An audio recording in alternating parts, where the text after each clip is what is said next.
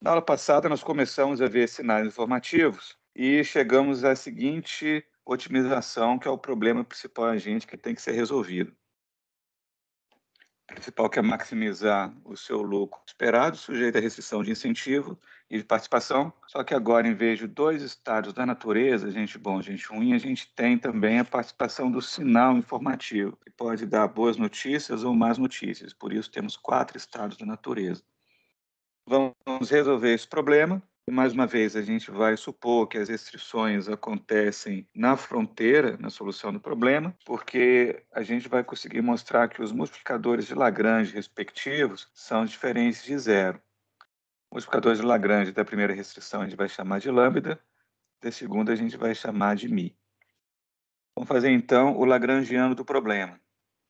Se derivarmos o lagrangiano com relação ao i e igualarmos a zero, o i aparece onde? O i aparece aqui na expressão em cada uma dessas. Então, vai ficar menos πi1 vezes a derivada de h em relação ao i, mais lambda vezes delta pi, mais mi vezes πi1. Isso aqui tem que ser igual a zero. Onde a gente tira a seguinte equação. A derivada de h com relação ao i é igual a mi mais lambda vezes delta π sobre π1, que é a razão de verossimilhança. Lembrando que h é a utilidade inversa, que pelo teorema da função inversa, a derivada da função inversa é a inversa da derivada da função original, o lado esquerdo pode ser substituído pelo inverso da utilidade marginal, da utilidade das transferências, na solução, que vai ser de second best. Isso aqui para cada i. Para cada um desses quatro estados da natureza, a gente vai abrir essa expressão. Então, essas equações estão todas abertas aqui. Estão denominadas pelas letras A, B, C e D. Para cada estado da natureza, π1 já está descrito nessa tabelinha. π11 vai ser π1 mi1, que é o que aparece aqui embaixo. Por definição, o delta π1 é πi1 menos πi0. Então, para i igual a 1, isso vai dar π11 menos π10. π11 é o que a gente acabou de dizer, é π1 mi1.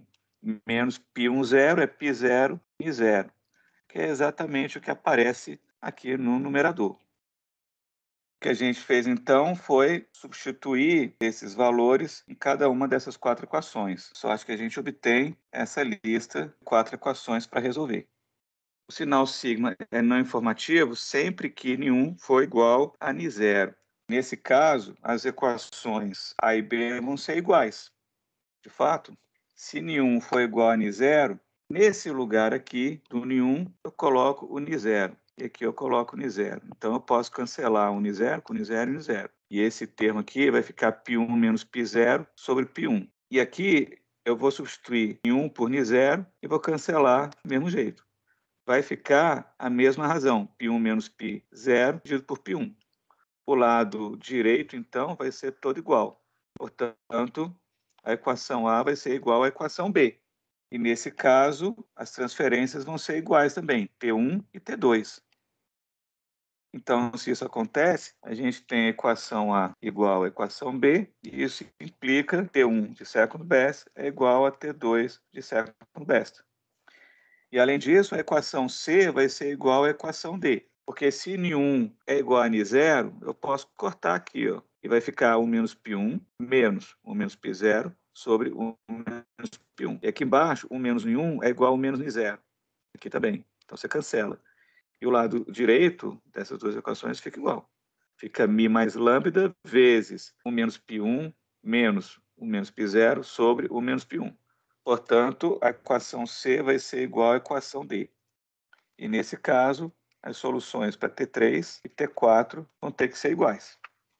Assim, o principal vale-se apenas do produto observado, porque quando o T1 é igual a T2, é se o produto observado é alto. Então, você está desconsiderando o sinal, você leva em conta apenas o produto. E, similarmente, no caso do produto ter sido baixo.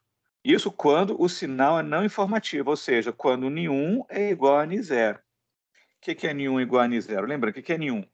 N1 é a probabilidade de boas notícias quando a gente exerce o esforço. E N0 é a probabilidade de boas notícias quando a gente não exerce o esforço. Então, se N1 for igual a N0, significa que quando você recebe boas notícias, você não consegue distinguir se foi em razão do esforço ou se não foi. E quando você recebe más notícias, a mesma coisa. Então é não informativo. Logo, esse caso não nos interessa, a gente quer o caso em que nenhum é diferente de N0. Mas vamos ver o que acontece nesse caso em que nenhum é igual a N0. Como eu estava dizendo, o principal ele se vale apenas do produto observado. O único efeito dessa situação é aumentar o risco enfrentado pelo agente, sem qualquer benefício em termos de incentivo. Com efeito, qualquer sistema de compensação baseado no sinal e no produto observado, que dê uma utilidade U, T de sigma til, Q til, para o agente, pode ser trocado por um esquema diferente, que é um pagamento que só depende do produto. Você não vai levar em conta o sinal. Então, pode ser trocado por um esquema T-chapéu que dê a mesma utilidade. A utilidade da transferência vai ser a mesma, aqui no caso, a utilidade esperada na variável aleatória do sinal. Esse termo é a esperança da utilidade sob a distribuição de sigma, e aqui é a utilidade que você atinge apenas com a transferência dependendo do produto observado. Claro que é uma variável aleatória, então isso tudo é uma variável aleatória. Aqui você está tomando a esperança no sigma til, mas com função do que ainda pode ser produto alto ou produto baixo, ou seja, uma variável aleatória. São duas variáveis aleatórias. Então, o que é essa esperança aí? A esperança é o seguinte, ó. Como Ni1 é igual a Ni0, eu vou chamar tudo de Ni. Você pode ter notícias boas, e aí você vai ter utilidade, notícias ruins ou notícias boas, né? Basta calcular essa esperança aí. Essa esperança é a função da variável aleatória que é til. De fato, a esperança sobre a distribuição sigma til do sinal vai ser o seguinte: vai ser a esperança da utilidade de T sigma til Q barra em cima, com probabilidade π1, porque a probabilidade π1 acontece no produto alto, ou com probabilidade 1 menos π1, vai ser a esperança em sigma da utilidade de T sigma T barra embaixo. Defina a seguinte transferência. T chapéu de Q til vai ser o seguinte: vai ser a utilidade inversa da primeira esperança lá em cima, quando o produto é alto. Isso aqui com probabilidade π1. E vai ser a utilidade inversa da segunda esperança embaixo, que é quando o produto é baixo. Então, a gente pode trocar a transferência com função do sinal e do produto, já que não vai depender do sinal, por uma que depende apenas do produto. E o que eu estou dizendo é que você pode trocar por essa transferência aqui, ó, que vai dar a mesma utilidade. Só que agora, esse novo esquema, ele é mais custoso para o principal, porque o que vai acontecer é o seguinte: quando você tomar a esperança em Q til, agora nessa outra variável aleatória, isso aqui vai ser menor que a esperança se você tomar de acordo com duas variáveis aleatórias, uma esperança ou uma integral dupla. Esse aqui, do lado esquerdo, é o pagamento esperado sob o novo esquema, e ali é o pagamento esperado sob o esquema original. Quando você pega o T-chapéu de Q til, que é H da esperança em sigma, da utilidade da transferência com função do sinal e do produto aleatório, como H é convexa, pela desigualdade de Jensen, isso aqui é menor do que a esperança em sigma da função H da utilidade do que está lá dentro. Só que H é a inversa de U. Então, H de U é a função de identidade. Logo, isso aqui vai ficar a esperança em sigma til da transferência em sigma til, Q til. Portanto, tomando a esperança dos dois lados, a esperança em Q til, aqui vai ficar menor do que a esperança aqui, fica uma integral dupla, né? Você integra em sigma e depois em Q, nas respectivas distribuições. Então, fica uma esperança dupla, uma integral dupla, que a gente pode simbolizar assim, né? Pelo teorema de Fubini. Logo, se o sinal é não informativo, a sua utilização não traz benefício, pois é mais custosa para o principal. Você está usando o sinal aqui, ó. Se você usar o sinal, fica um pagamento esperado maior do que se você não usar. Então, é mais custoso para o principal. E não traz benefício para o agente, porque só faz aumentar o risco. O sinal vai ser informativo quando Ni0 é diferente de Ni1, que é o que a gente quer. Temos, portanto, o seguinte teorema, que é o teorema da estatística suficiente de Hermström, 1979. Se o sinal sigma til é informativo, então ele deve ser usado para condicionar o esquema de compensação. É o que a gente acabou de mostrar. E aqui a demonstração fica meio trivial, porque se o sinal é informativo, então Ni0 é diferente de Ni1, isso implica que aquelas quatro equações que perfazem a condição de primeira ordem, todas darão compensações diferentes, porque as equações vão ser diferentes. Vamos mostrar que os multiplicadores de Lagrange lambda e mi são diferentes de zero. De fato, a condição de primeira ordem, o que ela dizia? A condição de primeira ordem dizia isso aqui, ó. Somando no índice i, a gente vai ter a seguinte expressão. Agora, o somatório dos delta pi tem que dar zero. E o somatório de π1 tem que dar 1. Esse termo vai desaparecer. Isolando mi, a gente encontra mi igual a essa expressão que está aqui. Isso aqui é positivo, porque a função h, que é a utilidade inversa, ela é crescente. Portanto, a derivada de h é positiva, você está tomando média ponderada de valores positivos, o mi é positivo. Logo, a restrição de participação é satisfeita com a igualdade na fronteira. Então, interpretar o mi, a esperança da variável aleatória, h' de util, com a distribuição, probabilidade, dada por π1, que é da expressão h' de ui igual a mi mais lambda delta pi dividido por π1, a gente vai ter o seguinte. Onde é que tirou isso, né? Da própria equação de primeira ordem, dividido tudo por π1. Da expressão, nós temos o seguinte, lambda delta pi dividido por π1. Isso aqui é a razão de verossimilhança. É igual à derivada de h com relação a i menos mi. Elevando ao quadrado, a gente vai ter essa expressão aqui, ó.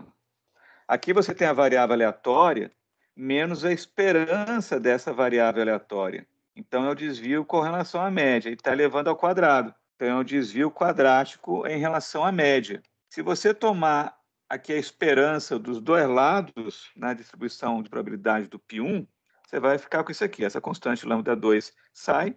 A esperança vai dar o somatório de 1 até 4 de π1 vezes delta π ao quadrado dividido por π1 ao quadrado. Isso aqui vai ser o somatório de 1 a 4 de π1 do desvio quadrático da variável aleatória em relação à média. No lado direito, a gente tem a variância da variável aleatória h' de util. E do lado esquerdo, a gente pode cancelar um bocado de coisa, né? Isso aqui eu posso cancelar com esse quadrado e isolar lambda 2. Vamos chamar isso aqui de beta ao quadrado. E aqui você vai tirar a raiz quadrada da variância, você vai ter o desvio padrão, por usar por SD de Standard Deviation, da variável aleatória h' de util. Salvo a constante inverso de beta, o lambda está relacionado com o desvio padrão da variável aleatória h' de util. Agora vamos observar o seguinte. Você pegar somatório π1, delta π sobre π1, você está tomando uma média desses 4 valores aqui. A média ponderada, é uma esperança matemática. Só que isso aqui vai ser igual, já que você pode cancelar π1, isso aqui vai ser igual ao somatório de delta π. Isso aqui tem que dar zero. Isso aqui é o beta ao quadrado.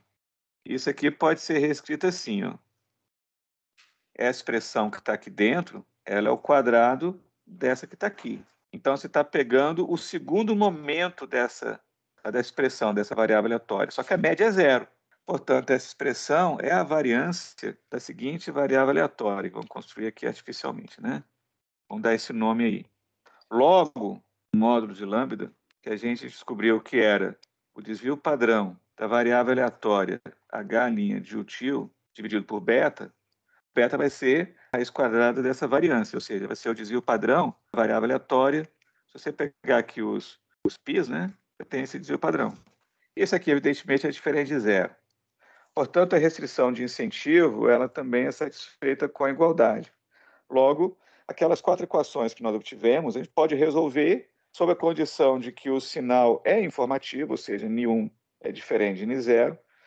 Você pode resolver como se as restrições fossem igualdades, porque já está garantido que o lambda vai ser diferente de zero quando você tem igualdade. Portanto, a gente poderia, de fato, ter suposto que as restrições eram satisfeitas na fronteira. E aí você resolve o sistema, né? Você tem a utilidade instantânea, vai lá nas equações, calcula a inversa e resolve, né? Você, conhecendo a função de utilidade, que ela vai ser dada, obviamente, você tem a utilidade marginal. Você inverte, isso vai dar uma expressão e você resolve o problema. Você tem 4 equações, como o sinal é informativo, o N1 é diferente de N0. Então, todas as transferências serão diferentes.